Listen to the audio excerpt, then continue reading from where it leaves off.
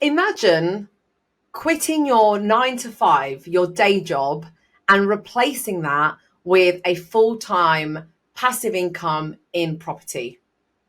Well, I found the absolute money honey today who is going to be talking to you about exactly how she did it, how she quit the teaching and education industry for another type of education within the property space. So not only has she built her own portfolio, she actually helps hundreds of people do that for themselves as well.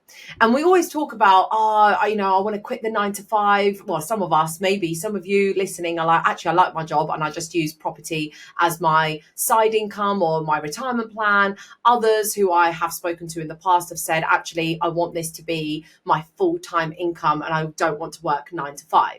So we're going to make that happen for you today, at least with the education, the top tips, the journey, the attitude, the mindset, and the people that you need to be surrounded by to make this a reality. So if this is a dream for you or someone that you know, then stay tuned because you're about to hear from an all-time money honey in the property industry that I am so excited to interview today. But for now, just a reminder for anyone who's new to the show, I'm Rosalie Elazara-Tilley, and I'm the founder and CEO of Manuka Media and the show The Money Honey.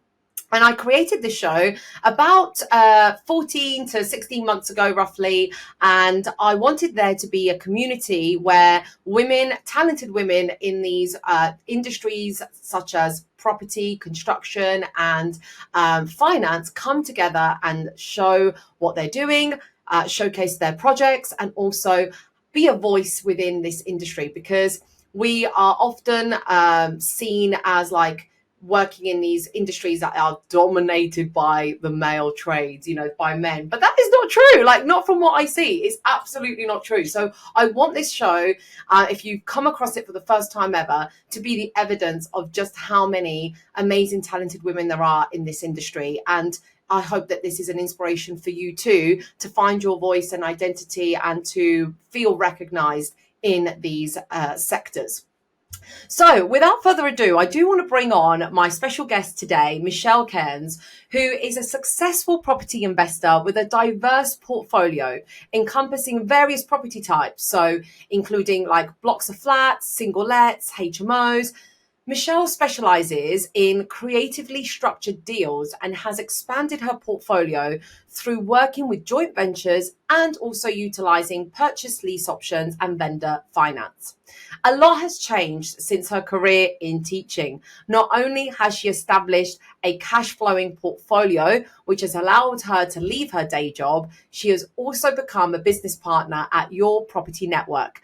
You may know it as YPN. And she's undertaken varied roles like presenting, coaching, and growing the business. Since 2019, she has had the opportunity to interview over 350 experts within the property industry, providing exceptional insights into the business of property investing and a wealth of contacts. So I've brought her to you here at The Money Honey, and I would love to welcome her now. Hi, Michelle. How are you doing? Hey Roz, how's it going? Thank you for asking me to come on your podcast. It's great to have the tables turned and be on the other side. So great to be on with you. Yeah, my pleasure. Thank you for having me on your show. The podcast came out maybe a few weeks back, and I had some really good feedback off the back of it, and I love listening to your show. So yeah, thank you for having me, and thank you for being on The Money Honey. So kick things off for us. Tell us who you are. I know I did a quick intro, but yeah, tell us what you do and who you are. Okay, great. So I think you've been quite comprehensive in your intro there. And it's funny because hearing you talk about, the life as a teacher, part of it feels really quite distant, like a distant memory. But this time of year, we're recording this just as we go into September. And September's always that time where all my old teacher friends are going back to school, and here I am. I'm actually recording this from Spain, so we're just taking 5 weeks out to I'd say 5 weeks out. We're having a working relocation, so can't call it a holiday. Because for me, holidays like where you don't work and where you switch off and you don't do any work, right? But we're going to like work from here for 5 weeks, and they had to have that, not just the financial freedom where I've left the teaching, but the location freedom. And the time freedom in terms of like flexibility around how I choose to spend my time is absolutely phenomenal. It's a dream that I didn't even know I had, because working as a teacher, I knew that I needed to get out at some point. I didn't know how. I loved teaching, but I just knew that it wasn't a sustainable career for until I was 70. So I needed a backup plan, and I just stumbled across property. Thank God, something intervened, and I just read a book, Rich Dad Poor Dad, really cliche. The penny dropped at that point, and I was like, wow, okay, I need to do something different here. The ladder is leaning against the wrong wall, and I need a side hustle, I need a backup plan, I need something else to give me the choice about whether I stay in teaching or not. I chose to leave. So 10 years in teaching, and now actually 9 years in property. So there was a bit of an overlap while I did, I worked part-time, and I was, single, no kids or anything. So I had, I didn't have any commitments at that time, but I knew that I wanted to have a family. And that was really important to me. And I could see other teachers who had, they had their first kid, and then the only way that they could spend more time with them was to have a second kid. And then, then they were back part-time, and money was always an issue about how they would, the talk about how they could do part-time and how they could stay in and all of this. And I just thought, you know what, there must be a better way. And here I am now, like working flexible time. Like my partner's with the baby at the moment. He's not a baby anymore, 2.5, and we're here with the family and the boys, and so lots has changed.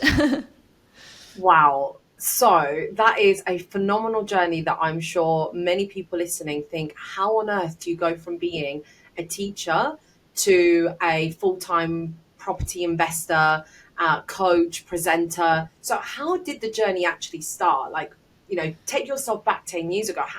How did you get to it? Well, the first thing I did was I just Googled property Chester, which is where I'm from. So, I'm from the Wirral. Chester was like my local town, and I just thought, right, what's going on? There must be some meetings, there must be people who are, doing some things. And then I just went to the first meeting, and then that was it. I was in like the world of networking and property education. I'd gone straight for it. And I went to that first meeting, I sat down, I listened to the guy speak. They were talking about deal packaging.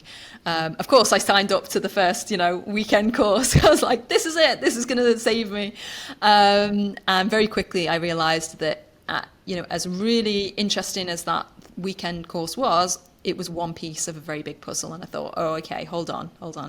I need to kind of educate myself. I need to, as a teacher, of course, it's all about learning, and it's all about linguistics, because I was a French and Spanish teacher as well. So to me, it's all about language. And so I very quickly picked up, of course, on the language of property, the acronyms, how they, the phrases they used, and I think that it's really important if you can speak the language of the industry you're getting into. It's kind of fast tracks you, because you can have conversations with people who are in a different, they're more advanced, they've got more experience than you, and you can have higher level conversations, if that makes sense, because they take you a bit more seriously, because you can talk to them about like where they're at. So I just networking, just threw myself into it completely, learned as much as I could, and did what I needed to do in the teaching world, marked the books, turned up and did what I needed to do. But any spare time that I had, evenings, weekends, holidays, it was all kind of devoted to fast tracking that. I say that, but at the time, it felt really slow. It felt painfully slow at the time, especially when I was going to meetings regularly. So, every month I'd turn up, and then people would be like, well, what deal have you got? Where are you up to? What are you doing? And I got to a point where I felt like really embarrassed, because I was like, nothing's happening. Everyone's asking me. And I could see other people who, come on stage and they smash their goals, and, they'd achieved a hell of a lot in a short amount of time. and it felt like really frustrating because I thought, what am I doing what am I not doing, or what am I doing differently? Why can't I achieve those goals? And I think looking back, there were a few things that were missing.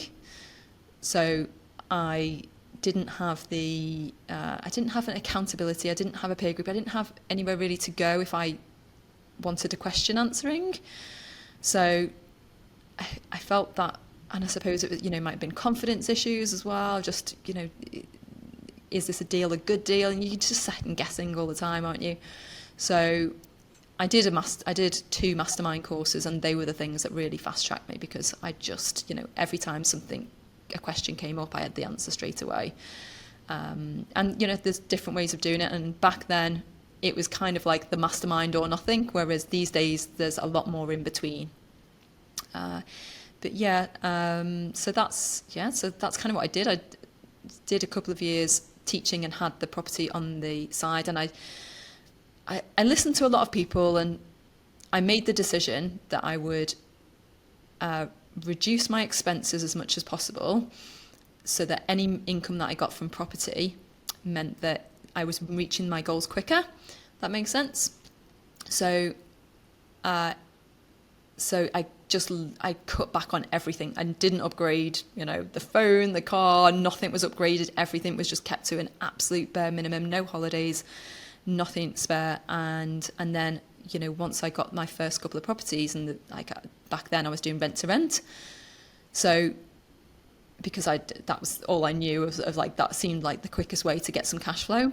So, the first property I got was like £500 cash flow. Now, I was earning like $1,500 as a full-time teacher.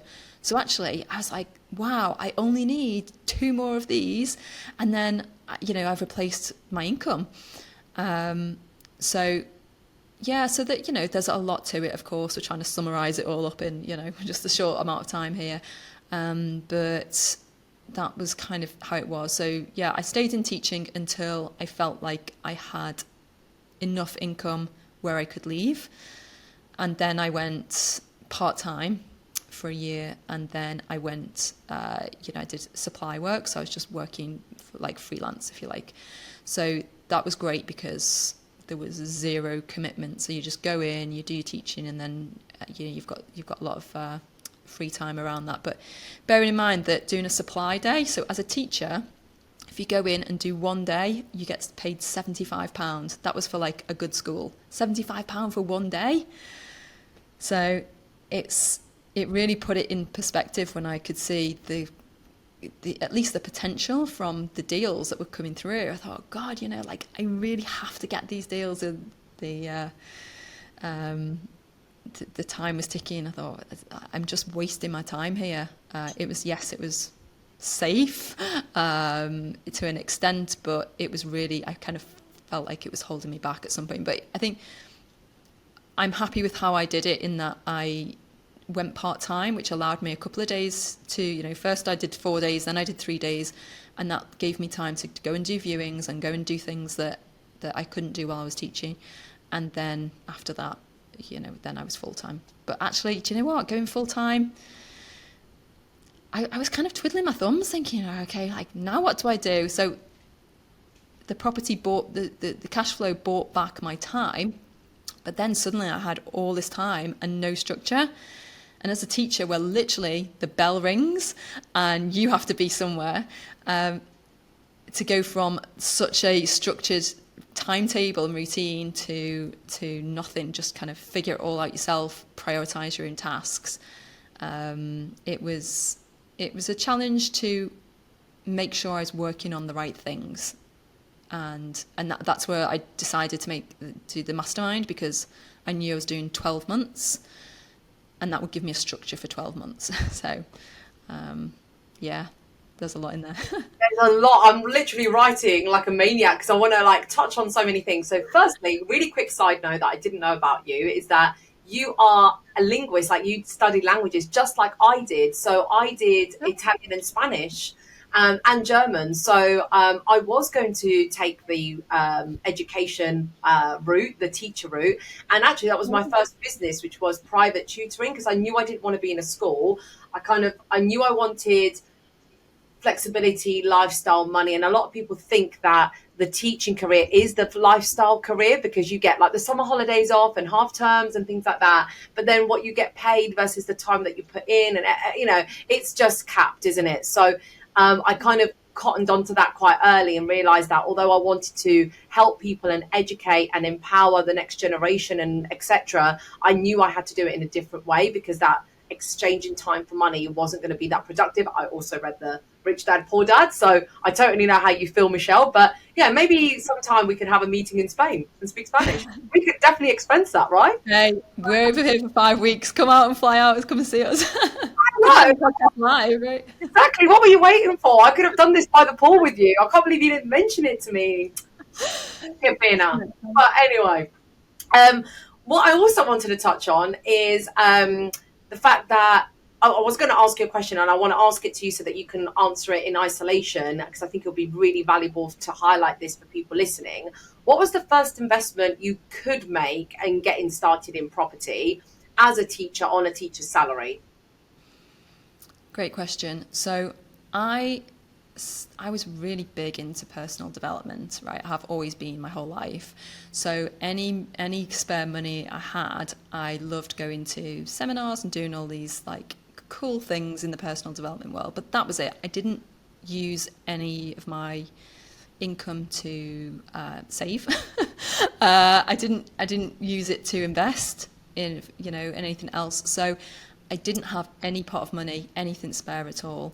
I spent what I earned every month, and that meant that when I came to do property, I was like, right, okay. But because I was in this kind of education world where everyone was talking about no money down deals and creative finance. That wasn't really a barrier, because I just thought, oh, okay, well, other people are doing it this way. I'm going to have to go down that route. I think I'll come back to your question. One piece of the puzzle that I really did miss at the beginning was working with joint ventures and working with private finance and private investors.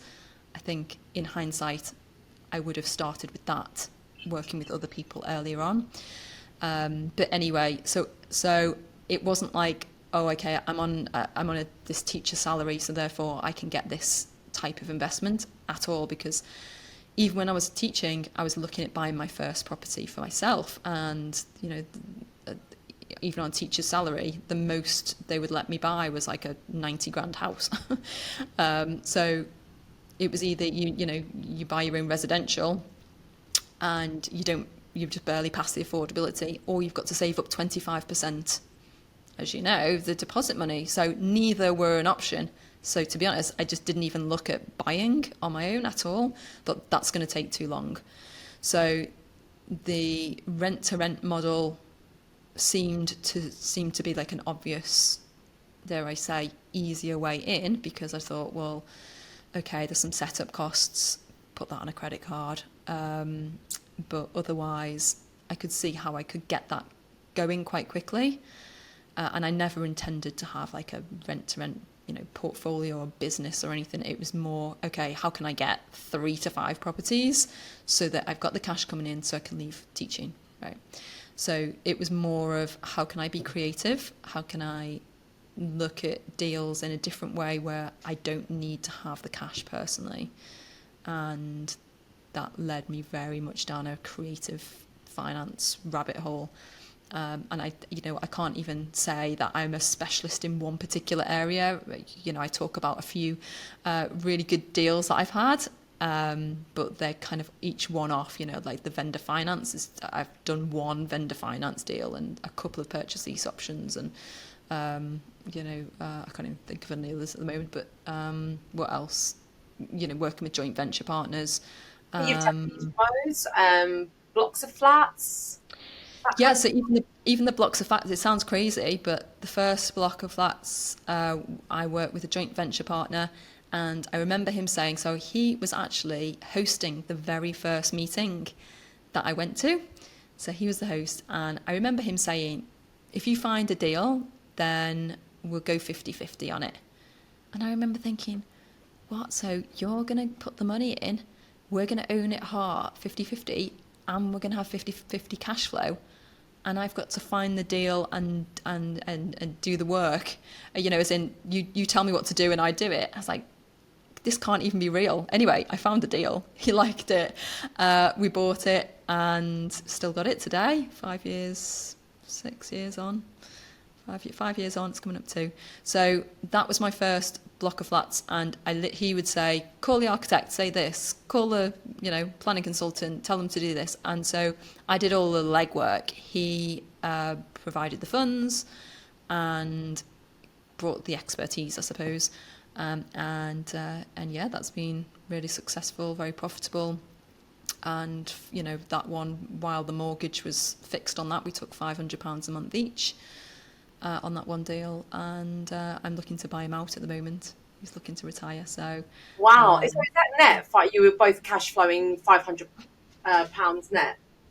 So we took 500 each, but then that left some surplus in. So we decided to leave some in for the maintenance and that kind of thing. But yeah, 500. And that was with the mortgage covered as well.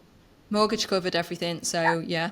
So it was it was for no money of my own in. And then the next one, the other block of flats I did was with, actually he sent me the deal and he said, hey Michelle, like, this is your neck of the woods, why don't you have a look at this? And I was like, this is too big for me, this is crazy. It was 3 blocks of flats, but there was a huge basement below. And I was like, he didn't want to do this project with me. So I showed it to a contractor and I was like, hey, would you be interested in this? He said yes. I knew somebody from another networking meeting who said, would you be interested in investing in this? And he said yes. So suddenly, very quickly, a deal came together. The investor invested not just like the deposit money, he gave us the deposit money because it was in auction. So yeah. Deposit, the full purchase price, and the full build cost, everything. So he funded the lot. And that one, again, that's probably about 4 years now I've had that one. And that was a huge learning curve, development, with YPN, we've got our own training companies as part of YPN and training programs. And we've got a development one. My God, if I'd have known what I know now back then, 4 years ago, it would have been a much smoother and less stressful journey. But you just you did it. You just get through it, don't you? So yeah. Yeah, that's amazing. I mean, have there been any mistakes or regrets along your journey? I mean, I'm sure you don't regret anything, but have there been things that you're like, if I had my time again, I would do this, or if I could start again, I would, like you've just said with development, what you know now. So yeah, was there anything you would have done differently? It's hard, isn't it? Because I'm happy with where I'm at now and what I've achieved and the portfolio. And yes, God, there's like millions of things I would do differently knowing what I know now. So I mean, like I said, working with investors earlier on, or certainly building the relationships earlier on, I would have put more focus and time into that. Because I think it really does. It's like a win-win, and you can fast track your own journey as well. So I think that's important. Definitely understanding a bit more about like how development projects work would have been beneficial. Anything else? I think I probably missed out on a lot of deals just because I was probably a bit too risk averse in stacking the numbers, and so I think that I probably would have had more deals earlier on, but With yeah, just a bit more like confidence perhaps, and a bit more just risk, like taking that risk maybe. Sometimes we can be overcautious, right, assessing a deal. Yeah, exactly. And I kind of, because I was doing it on my own as well, it wasn't like I didn't have a business partner back then or anything, Oh gosh, the other thing, tax and accounts. Oh my God, if I'd have I really would have done things very differently in terms of getting an accountant at the day one and setting everything up like as much as possible at the beginning rather than trying to kind of figure it out as you go. Yeah, there's. Do you know Josh Keegan? He's another Yeah. podcaster. Well, Yeah. you should definitely have him on. He's brilliant. So I ended up working with him. He is an accountant by trade, but property investor now.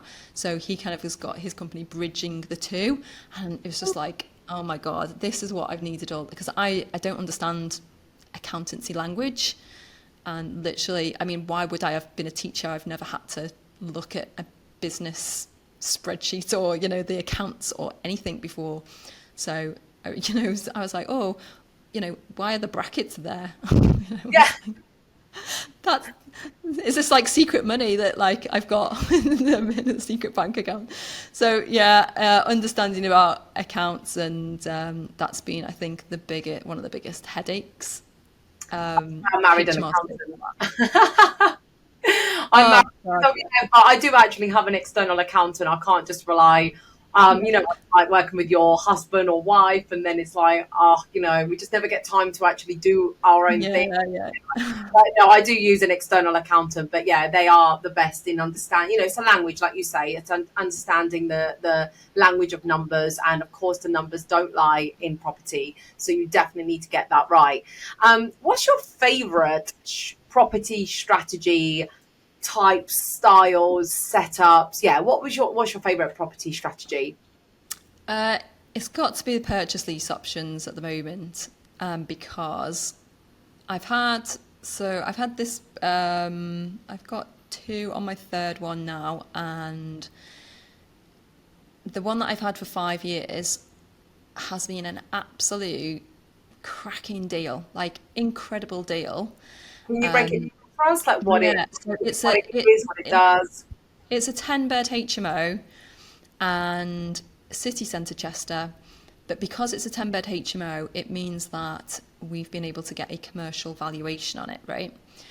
So we obviously secured it 5 years ago, 350,000, and it's been cash flowing. Started off at 1,500, probably well over 2 grand now, 2.5 a month net, right? So my whole teaching salary in one deal, incredible.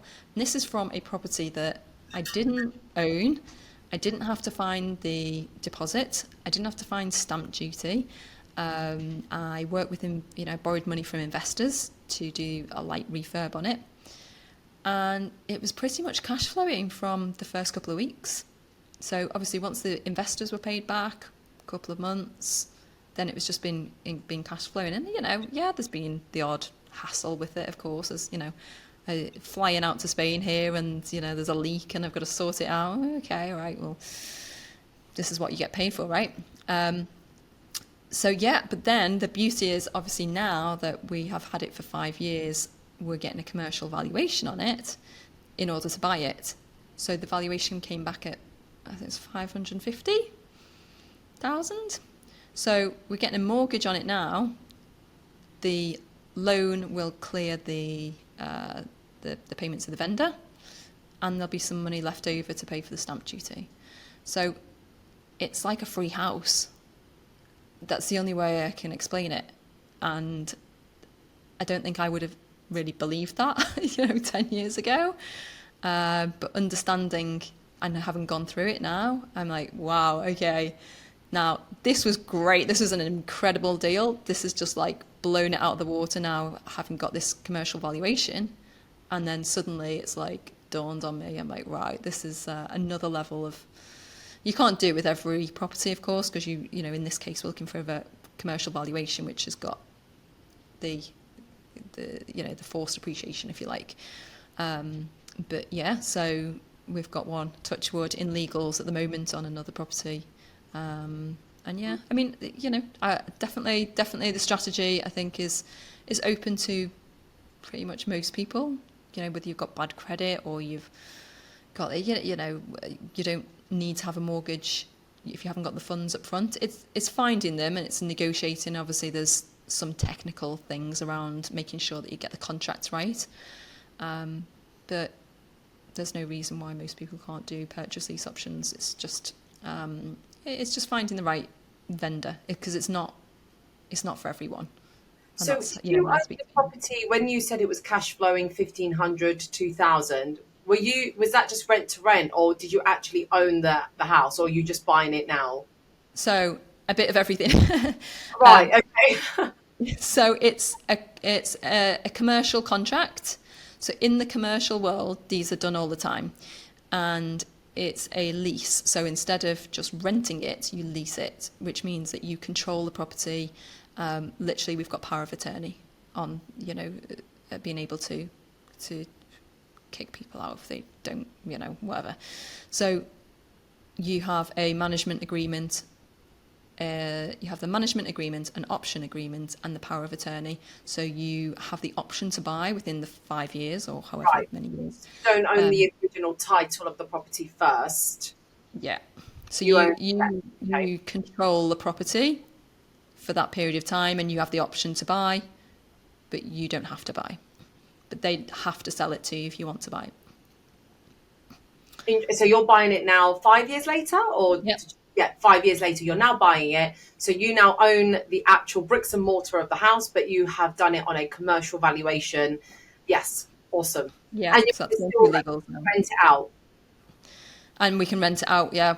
Yeah, amazing. Okay, so that sounds like a really pretty cool strategy. So what would be your guidance? I know that with running out of time and also with how much knowledge you actually have, there's never going to be a podcast long enough to do this. So how do you actually help those who are like, do you know what? I'm in that space, in that headspace that I want to do something, don't know where to start, don't know where to begin, don't know how much money I need.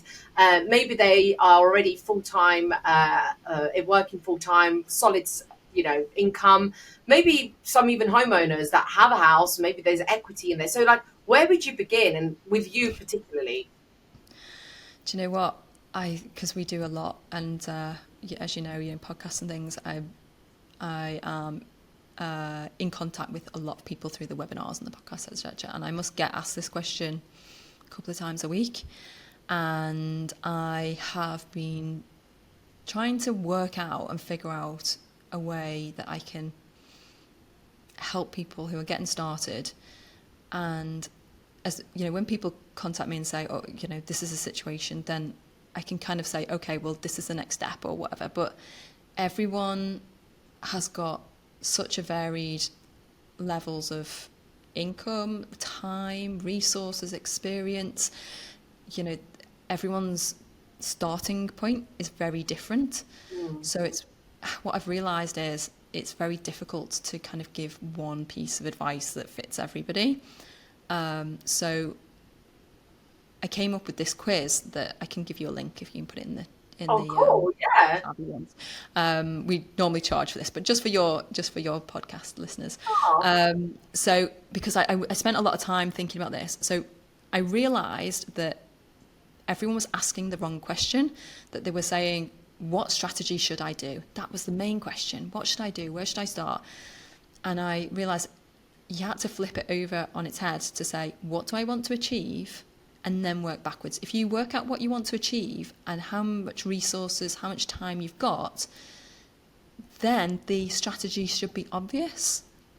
Because if you've got some money but no time, then then there are certain strategies that suit that. If you've got lots of time but no money, then go down the rent to rent route or sourcing, right? So actually, this quiz works it out. So you tick, this is what I want to do, this is what I've got, and then at the end it says you're a hustler or you're a. I love quizzes like this. I'm going to do it now. I want to do it right now, Michelle, because literally this is what me and my husband are going through at the moment. I love those personality quizzes. Like, you're a liar. Yeah. I'm like, yeah.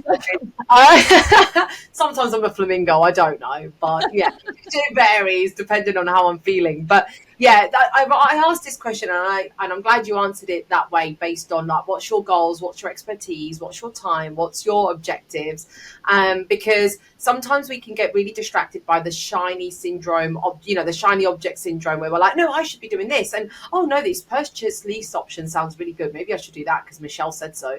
But actually, it really is about your risk appetite grows with you and changes as well. Having been in property and finance for 10 years now, I feel like what phases me doesn't phase someone else. Like when I hear bridging loan, I'm like, yeah, I've given out bridging loans for 10 years. Like I've done so many bridging loans for people when I was a master broker, then when I was a lender. So I'm like, bridging loans. But then you talk to some beginners and like some complete newbies, and they're like, bridging, oh no, I heard that was, and you're like, no, it's just short-term finance. You just pay it back sooner than having a 35 year old mortgage. You have it for 9 months. Like it's just a much quicker, as long as you've got the exit strategy. So these risks change with you, don't they? As you get more confident, you've done one. So that's why I said, where would you Change. start? Yeah. So many things change. The market changes, like your goals change, where, as you say, as your experience grows, the strategies will change. So that's why I try not to give like advice, more like ask yourself questions, because the questions are timeless. You can stick with them throughout your journey. So ask yourself, what do you want to achieve? What resources do you have? And then work backwards. And then, yes, there are some things like, of course, educating yourself, but I would say look at things that are just in time, not just in case. So I see a lot of people this is interesting, I'm going to look at this, I'm going to go down this rabbit hole, and you're like, yeah, but you don't need it right now. Right now you need to go and find an accountant, right? Or right now you need to go and just learn this one thing about HMOs because that's what the strategy you've chosen. So yeah, try and look at and always be learning, of course. I mean, it's just you have to keep up to date. There's always new things to learn, and I think that contributes to your confidence. It contributes to how well you come across with agents or investors, vendors, whoever. And I think, is there anything else I would say to new people? There's so many things. For me, being part of a community was just, is a game changer. To feel like you're not on your own and not trying to struggle and figure it all out. So being part of a community I think is important. So 100% agree. Well, there you have it. I mean, guys, I didn't expect to have so much value with a freebie, right? So thank you for that, Michelle. I wasn't expecting it. I knew you would drop lots of gold into this podcast, but to share with us your your quiz, you call it, right? So I'll put that in the show notes for anybody who wants to actually explore that option and say, actually, I'm really lost here. I don't want to invest the money that I have or the time that I have without knowing actually how it's going to pay itself back. Because, we're not doing this for a laugh at the end of the day. We do need to see a return on our time and our investments. So that is. I'll tell you what I'll do as well. I'll give you a link to a free trial with YPN for your listeners as well, so they can come and test it out for a month. And if you like it, stay. And we hope you'll love it. And that's, it's a great way to get started, because it's £24 a month. You get access to, also I do a lot of them as well. So every Monday we have a session. So like Money Monday, we have mortgages, finance, tax, where we talk about that. We've got Deal Clinic. So if you've got a deal, come and bring it to us, and we'll give you some feedback, or, there's investors who come and watch that as well. We've got mindsets as well. So we talk about, how important it is to get your mindset straight and making sure that you've got confidence to go forward. We've got a networking session, and we've got we're actually starting in September with a brand new one called Ask Me, and it's Simon Zucci. He's going to be starting with us, so you can ask Simon anything and come and get your questions answered. So pretty cool. Obviously you get the magazine included as well, and it's a great little community. So yeah, I put the free trial in the show notes. Yes, that is jam packed. I'm going to get my husband signed up to that right away, because I think I'm in the world and networking, but very different to how he would enter the world. And sometimes it is really useful to go back to basics. So definitely be valuable and interesting. I mean, guys, look, your property network, we met at a networking event. We spoke at an event together. I'll be doing a webinar. Maybe by the time this show's come out, the webinar would have already been done. But yeah, we see YPN constantly putting out valuable ad hoc trainings, right? And extra seminars and extra events. So, for $24.99 a month, I mean, Yeah, well, yeah, it's a no-brainer, and it's absolutely jam-packed. We've got loads of support for people, and it's a great place to start out if you're just not that sure is where a to start, steal. maybe part of the Yeah, group. no, We've got that is incredible. over 8,000 members now, so. Gee, that is incredible, guys. Like, if you like, it's this one place. It literally is this one place, all under one roof, where you get education and the people that you want to network with, and the joint ventures, and the fun element as well, right? So, talk about not being alone in property. You literally cannot. There are no excuses, absolutely no excuses to be alone in property. When for 25 quid you can gain access to, how many members did you just say you have? 8,000. Yeah, I mean, yeah, that is an absolute bargain. So thank you so much for offering that free trial for the listeners. I really hope that this is going to be mutually fruitful for everybody listening, for yourself, Michelle, and for the rest of your team at YPN. It's been amazing. I will also include your, obviously, Instagram handle and LinkedIn and all that sort of stuff. So thank you again for being on the show, and thank you to everyone listening. I really do appreciate you coming back time and time again and supporting the brave and wonderful, talented money honeys that come on the show for you. They come here to share their free time and knowledge and to inspire you to take that next step. Now, if this episode helped you, which I don't know how it couldn't, because it's helped me. I am going to literally share this with my husband right away. Even the unedited version, I'm just going to send it right to him. But please do share it with a loved one or a partner or your joint venture partner, or maybe a colleague of yours, or just listen to this on the way to work, because that's the best place to start, is knowing who the right people to trust are and how to surround yourself with the knowledge and education. And of course, if you listened to it and enjoyed it, please give Michelle a thumbs up. We'd love to see support and celebration for all these wonderful women spending their time here with you today. So thanks again. Once again, I'm Rosalia Lazzarettilli, and you've been with me today here, and Michelle Cairns. Thanks, Rosalia, and see you next time. Take care. Bye.